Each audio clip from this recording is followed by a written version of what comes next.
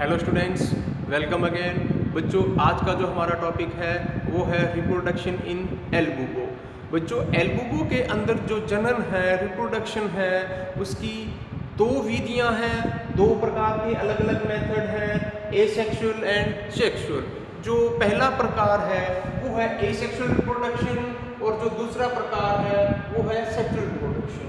बच्चों, एल बूबो के अंदर जो रिप्रोडक्शन है उसकी दो विधियां हैं। पहली विधि एसेक्सुअल रिप्रोडक्शन, आलैंगिक जिसको बोलते हैं, और दूसरे प्रकार की जो विधि है वो है सेक्सुअल रिप्रोडक्शन, जिसको लैंगिक विधि भी बोलते हैं। बच्चों, यहाँ पर आज अपने एसेक्सुअल रिप्रोडक्शन की बात करेंगे, आलैंगिक जनन की बात करेंगे। तो बच्चों, एल बूबो में जो एसेक्सुअल रिप्रोडक्शन है वो कोनिडिया के द्वारा होता है या स्पोर्स के द्वारा होते हैं। छोटे छोटे कोनिडिया या स्पोर्स बनते हैं, और स्पोर्स जिस स्ट्रक्चर के अंदर, जिस थैलीनुमा बैग लाइक स्ट्रक्चर के अंदर बनते हैं, that is also called is sporangium. क्या बोलते हैं?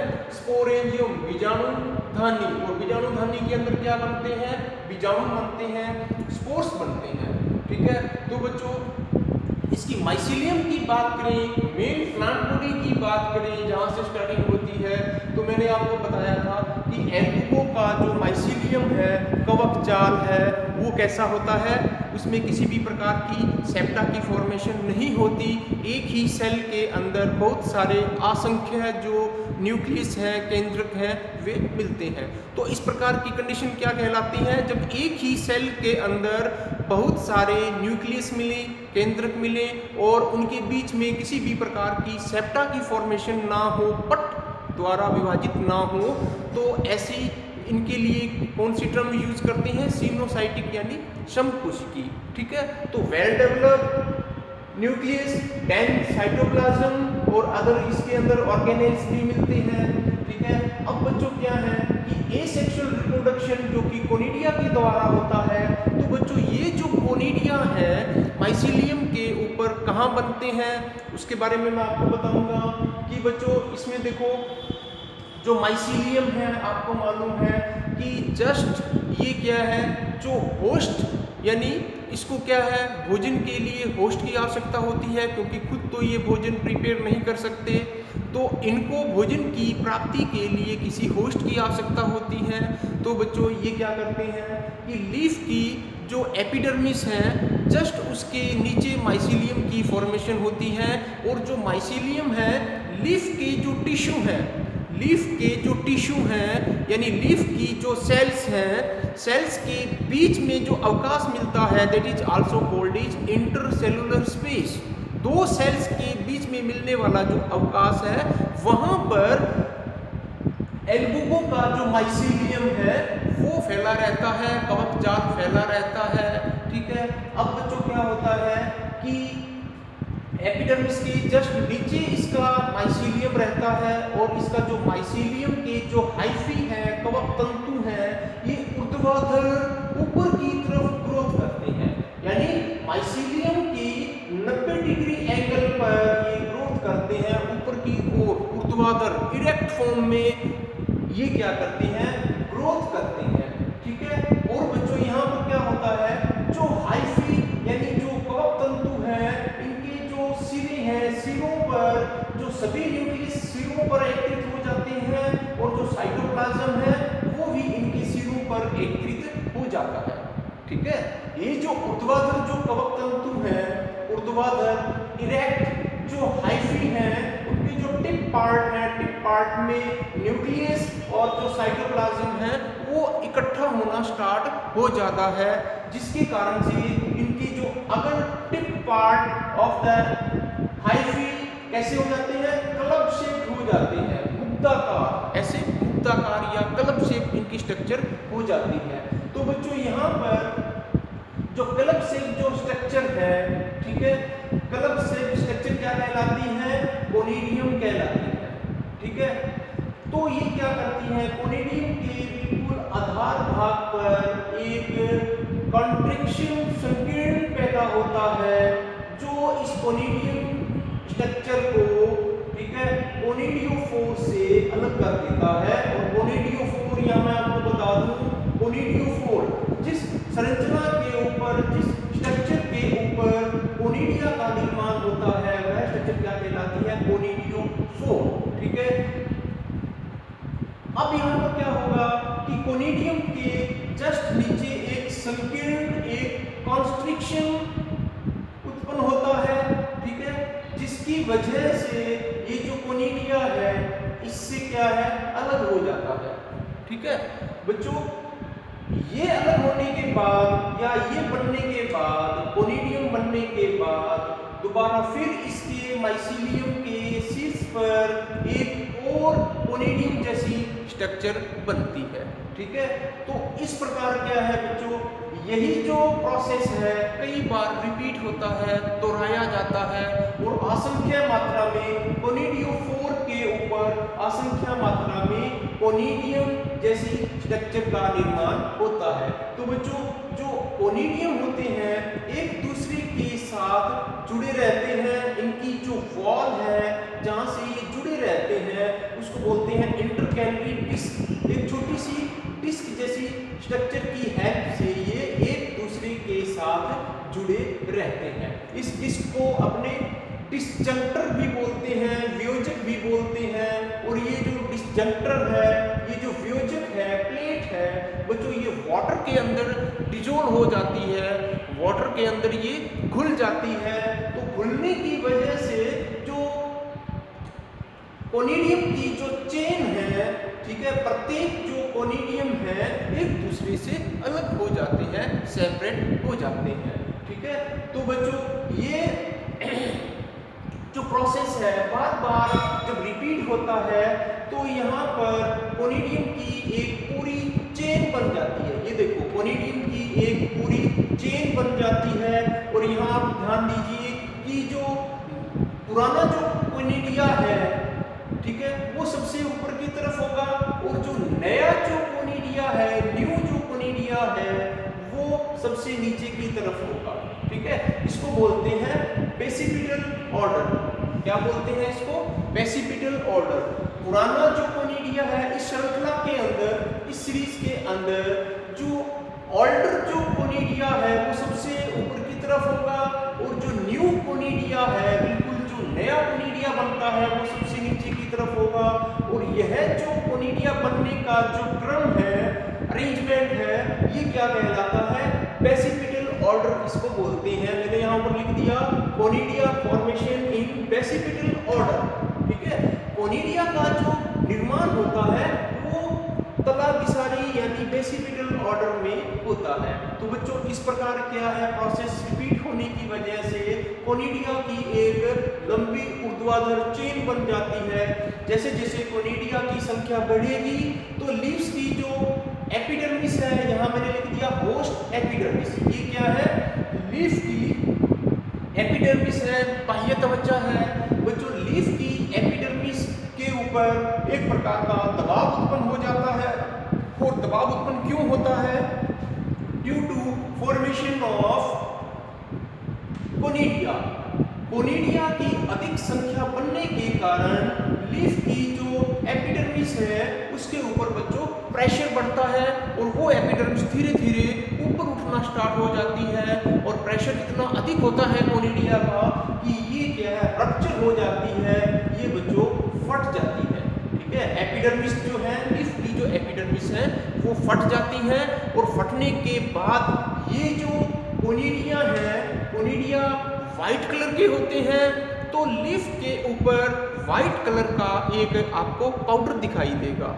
इसी वजह से इसको व्हाइट रस्ट भी बोलते हैं, क्योंकि होस्ट के अंदर जो क्रूसीफेरी है, सरसों की पत्ती के अंदर जो एल्बुगो है वो व्हाइट पाउडर के रूप में मिलेगा, इसलिए इसको व्हाइट रस्ट भी बोलते हैं। सफेद रंग का एक चूर्ण प्राप्त होता है और यह किसकी वजह से होता है? एल्बुगो की, कोनिडिया की वजह से होता है।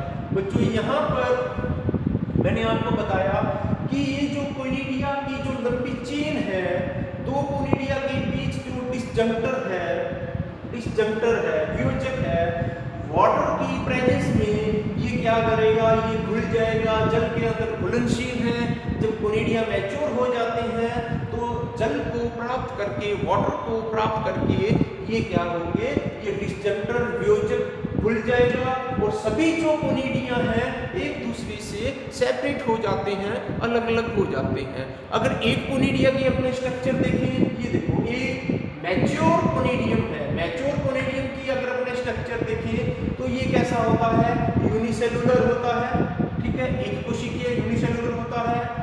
मल्टी न्यूक्लियर, बहुत सारे न्यूक्लियस होते हैं, बहुत सारे इसमें न्यूक्लियस होते हैं, केंद्रक होते हैं, राउंडेड गोलाकार होता है और white in colour. White in colour का मतलब क्या है, सफेद रंग के होते हैं, व्हाइट कलर के होते हैं। अब बच्चों यहाँ पर आप देखो कि ये एक मैच्योर कोनिडियम है। अब ये क्या है बच्चों, इस जो कोनिडिया है इसका जो ट्रांसफर है, इसको क्या है, सुटेबल होस्ट की ये वेट करेगा और जैसे ही इसको सुटेबल होस्ट मिलेगा ये वाटर के माध्यम से, ये वायु के माध्यम से होस्ट की जो सरफेस है उसके ऊपर पहुंच जाएंगे, ठीक है। और इसमें क्या क्या चेंज होंगी बच्चों, जो कोनिडियम है, कोनिडियम के अंदर आप देखो कि यूनिसेलुलर एक कोशिकीय, मल्टीन्यूक्लिएट बहुत सारे न्यूक्लियस, गोलाकार, व्हाइट इन कलर, सफेद रंग का होता है। अब इसमें बच्चों, अब इसमें क्या है, होस्ट की सरफेस पर पहुंचने से पहले इसमें कुछ चेंजेस होते हैं बच्चों। वो चेंजेस क्या होंगे कि जो कोनिडियम, जो न्यूक्लियस है, ठीक है, कोनिडियम की जो न्यूक्लियस है उतनी ही संख्या में जो इनका साइटोप्लाज्म है वो भी विभाजित हो जाता है। यहाँ देखो जितनी मात्रा में, जितनी संख्या में न्यूक्लियस होते हैं उतनी ही संख्या में इसका जो साइटोप्लाज्म है, कोशिका द्रव्य है, वो विभाजित होना स्टार्ट हो जाता है, ठीक है। तो इस प्रकार ये देखो प्रत्येक एक कोशिका के रूप में स्ट्रक्चर बन जाती है, ठीक है। एक कोशिका के अंदर क्या है, साइटोप्लाज्म और इसके अंदर क्या है, वेल डेवलप्ड न्यूक्लियस। इसलिए इसको क्या बोलते हैं, यूनिन्यूक्लियर प्रोटोप्लाज्म, एक केंद्रीय कोशिका द्रव्य। देखो एक केंद्रीय कोशिका द्रव्य, प्रत्येक के अंदर सिर्फ एक ही न्यूक्लियस है, ये एक सेल का रूप ले लेती है, ठीक है बच्चों। एक कंप्लीट सेल कब होगी, जब उसका खुद का प्रोटोप्लाज्म होगा और खुद का न्यूक्लियस होगा। देखो खुद का प्रोटोप्लाज्म है, खुद का न्यूक्लियस है, तो ये एक सेल है, ये दूसरी सेल है, ये तीसरी, ये चौथी, ये पांचवी, ठीक है। ऐसा क्यों होता है, जितनी संख्या में न्यूक्लियस होते हैं उतनी ही संख्या में, उतनी ही बार जो साइटोप्लाज्म है, जो कोशिका द्रव्य है, वो विभाजित हो जाता है। तो यूनिन्यूक्लियर प्रोटोप्लाज्म कंडीशन पैदा हो जाती है, एक केंद्र की कोशिका द्रव्य कंडीशन पैदा हो जाती है। अब बच्चों ये मैच्योर होने के बाद ये जो यूनिन्यूक्लियर जो साइटोप्लाज्म है या प्रोटोप्लाज्म है, ये किसमें कन्वर्ट हो जाता है, ये जूस्पोर में कन्वर्ट हो जाता है। प्रत्येक जो सेल किसमें कन्वर्ट हो जाती है, converted into uninuclear cytoplasm converted into zoospores, इसमें जूस्पोर्स। तो बच्चों जब ये वॉल फट जाती है, ठीक है, जूस्पोर्स मैच्योर होने के बाद इसका प्रेशर बढ़ता है तो ये वॉल एक जगह से फट जाती है और वॉल रप्चर होने की वजह से जो मैच्योर जो जूस्पोर्स है, ये जूस्पोर्स यहाँ से बाहर निकलना स्टार्ट हो जाते हैं। बच्चों ये एक जूस्पोर्स की स्ट्रक्चर है। जूस्पोर्स चल बीजाणु, चल सकने वाले बीजाणु, दौड़ने वाले बीजाणु। बच्चों ये क्यों चल सकते हैं, क्यों मोटाइल होते हैं, due to presence of flagella, ठीक है।